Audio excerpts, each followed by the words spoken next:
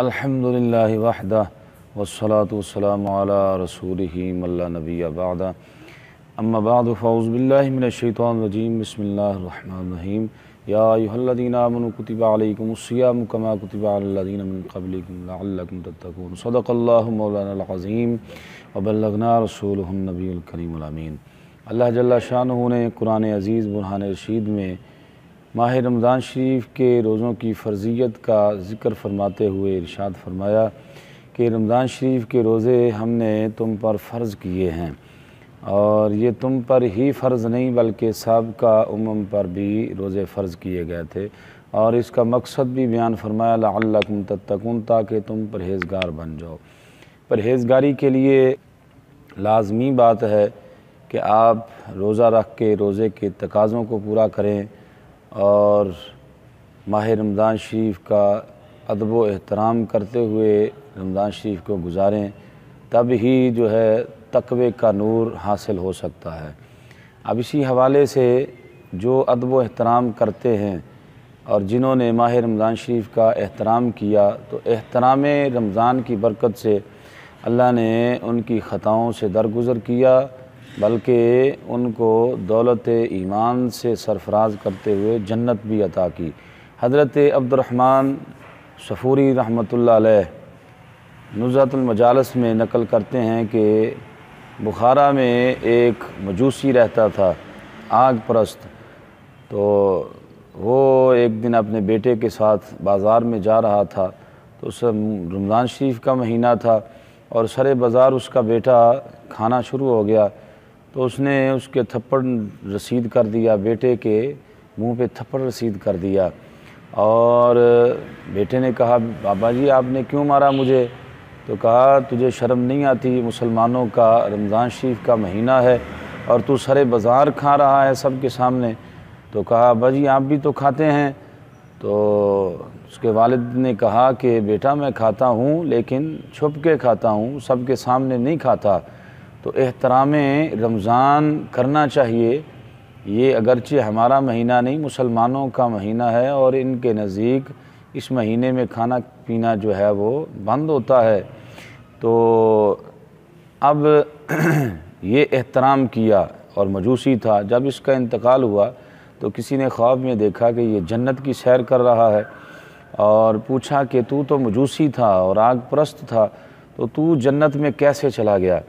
تو اس نے کہا کہ احترام رمضان کی برکت کی وجہ سے اللہ جل مجدہ الکریم نے مجھے جو ہے وہ دولت ایمان سے سرفراز کر دیا اور میری خطاؤں سے درگزر کیا، اور اللہ نے مجھے جنت عطا کر دی۔ تو اس واقعے سے پتہ چلا کہ ایک مجوسی ہو کر اگر احترام رمضان کرتا ہے، رمضان کا ادب کرتا ہے، تو اللہ رب العزت اس کی خطاؤں کو بھی معاف کر کے اور اس کو دولت ایمان سے سرفراز فرما کے جنت عطا فرما دیتا ہے۔ تو لہٰذا اس میں لمحہ فکریہ ہے آج کے مسلمان کے لیے کہ جو سرے بازار کافر تو نہیں ہیں لیکن مسلمان ہونے کے باوجود کلمہ گو ہیں، مسلمانوں کے گھروں میں پیدا ہوئے ہیں، لیکن سرے بازار کھاتے پیتے ہمیں نظر آتے ہیں، اور پس پردہ کھانے پینے کی دکانیں جو ہیں وہ کھلی ہوئی نظر آتی ہیں۔ تو لہٰذا ہمیں چاہیے کہ ہم اگر کسی وجہ سے، کسی شرعی عذر کی وجہ سے روزہ نہیں رکھ رہے، تو پھر احترام رمضان یہ ہے کہ آپ ان لوگوں کے سامنے، اپنے گھر والوں کے سامنے بھی کھانے سے احتراز کریں جو کہ روزہ دار ہیں۔ اللہ رب العزت جل شانہ ہمیں ماہ رمضان شریف کا ادب و احترام کرنے کی توفیق عطا فرمائے۔ اور اسی حوالے سے چونکہ ہمارا سلسلہ فضائل اور مسائل کا ہے، ایک دوست نے مسئلہ پوچھا کہ روزے کی حالت میں خون دیا جا سکتا ہے یا نہیں دیا جا سکتا؟ تو اس حوالے سے ایک بخاری شریف کی حدیث ہے، حضرت عبداللہ بن عباس رضی اللہ تعالی عنہما، آپ سے مروی ہے عن ابن عباس رضی اللہ تعالی عنہما قال احتجم النبی صلی اللہ علیہ وسلم وہو صائم، رواہ البخاری۔ حضرت عبداللہ بن عباس رضی اللہ تعالیٰ عنہما فرماتے ہیں کہ نبی کریم علیہ السلام نے پچھنے لگوائے۔ تو یہ پچھنے کیا ہوتے ہیں کہ یہ یا بلیڈ یا اس طرح یا سوئی یا کوئی اس طرح کا اس مثل کوئی آلہ ہوگا، اسے جسم کے کسی حصے سے خون کو نکالا جاتا تھا۔ آج کے جدید دور میں اس کو حجامہ کا نام دیا گیا ہے۔ وہ کپ وغیرہ لگا کے مختلف جسم کے حصوں سے خون نکالا جاتا ہے، تو یہ سنت ہے۔ تو خون نکالنے سے روزہ جو ہے وہ نہیں ٹوٹتا۔ اس میں حدیث پاک ہے، نبی کریم علیہ السلام نے خود حالت روزہ میں پچھنے لگوائے اپنا خون مبارک جو ہے وہ نکالا، تو لہٰذا کسی کو خون دینے سے روزہ نہیں ٹوٹتا۔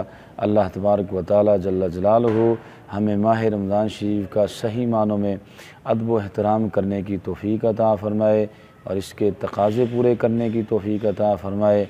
اور جو ہمارے چینل پہ نئے دوست ہیں ان سے گزارش ہے وہ اس چینل کو سبسکرائب کریں، بیل آئیکن کو دبائیں تاکہ آنے والی ویڈیو جو ہے وہ انہیں بآسانی مل سکے۔ اللہ ہم سب کا حامی و ناصر ہو۔ والسلام علیکم ورحمۃ اللہ وبرکاتہ۔